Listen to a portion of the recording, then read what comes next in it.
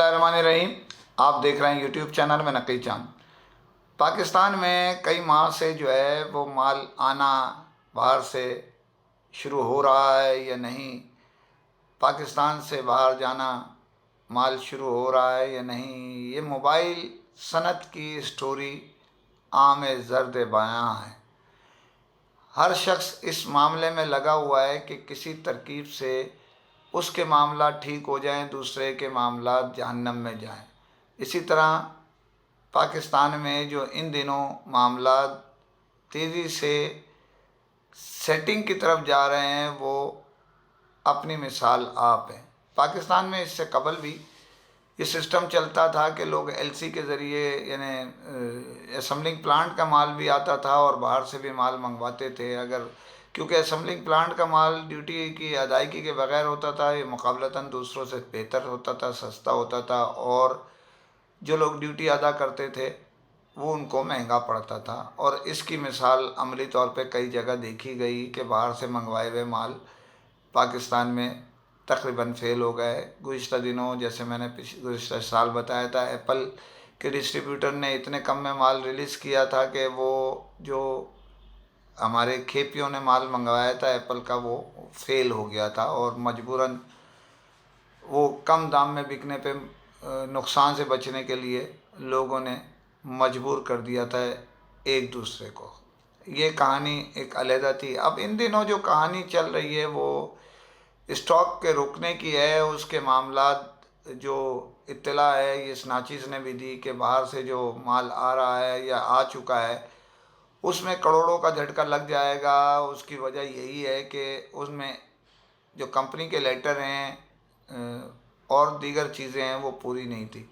अब इत्तला के मुताबिक जो वॉइस ऑफ इलेक्ट्रॉनिक्स को इस्लामाबाद के सोर्सेज ने इत्तला दी है वो इस मामले को देखने के लिए जो वॉइस ऑफ इलेक्ट्रॉनिक्स ने एक जो अपने व्लॉग में बताया था कि 2 माह के दौरान 1 अरब से ज़्यादा ड्यूटी अदा की गई, उस मामले को भी अहमियत दी जा रही है। और जो गुज़िश्ता दिनों अभी एक और मज़ीद इजलास होने जा रहा है, रमज़ान की वजह से और कुछ प्रॉब्लम्स की वजह से वो ना हो सका। अब ये अगले हफ्ते यानी जो आइंदा शुरू होने वाला हफ्ता है उसमें होगा और ये तय किया जाएगा कि पोजीशन क्या है। इत्तला के मुताबिक बाखबर सोर्सेज जो इत्तला दे रही हैं वो ये दे रही हैं कि इन दिनों जो बाहर से एलसी के ज़रिए अपने या कंपनी के एलसी के ज़रिए जो स्टॉक मंगवाया गया था उसमें रुकने की बुनियादी वजह ये है कि यहाँ पर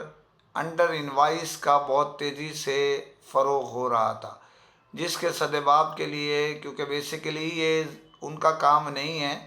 ये जो इनवाइस, मैं अगर किसी से मरासी बहुत अच्छे हैं मैं उनसे 40% डिस्काउंट लेता हूँ, 50% लेता हूँ या 100% पे लाता हूँ, फ्री भी ला सकता हूँ कुछ अशिया सैंपल के तौर पे, तो ये मैटर नहीं है। हाँ, मैटर ये है कि वो अगर अंडर इनवाइस भी है, यहाँ पूरी ड्यूटी दे रहा है तो गवर्नमेंट का कोई कानून की खिलाफ वर्जी नहीं है। लेकिन खिलाफ वर्जी हो रही है इस तरह के उसमें जो अंडर इनवाइस कर रहे हैं वो पैसे किधर से जा रहे हैं ये कहना है। अब कस्टम भी फ्रंट फुट पर आ गया है क्योंकि उसमें पीटीए ने जो 4 शराइतें डाली थी उसमें ये तय हो गया था कि ये चारों चीज़ें देंगे तो कस्टम के मामलात भी उसमें एक थे तो क्लियर किया जाएगा। अब माल पहुँचेगा, कस्टम से लेटर होगा, पेमेंट किस तरह गई है, कितने उस पे एलसी जो है वो कितने परसेंटेज पे खोली गई है, वो सब चीज़ बताना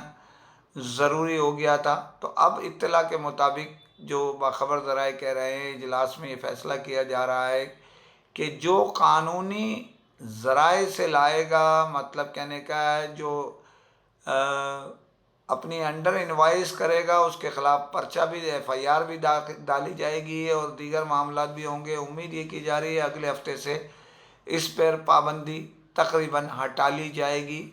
और ये जो कोशिशें की जा रही हैं कि एक तरफ़ा सिर्फ ये उनका माल आए, लेकिन ड्यूटी बता रही है कि मामलात दूसरी तरफ भी हुकूमत पाकिस्तान को, क्योंकि आईएमएफ को भी दबाव दबाव देना है कि हम इतनी ड्यूटी FBR वसूल कर रहा है, हुकूमत पाकिस्तान को मिल रही है, हम इस कंडीशन में जा रहे हैं, तो ड्यूटी तो वसूल करना ज़रूरी हो गया है। अब ये भी इत्तला गर्दिश कर रही हैं कि असम्बलिंग प्लांट्स पे जो माल आएगा उस पे भी ड्यूटी लगा दी जाएगी।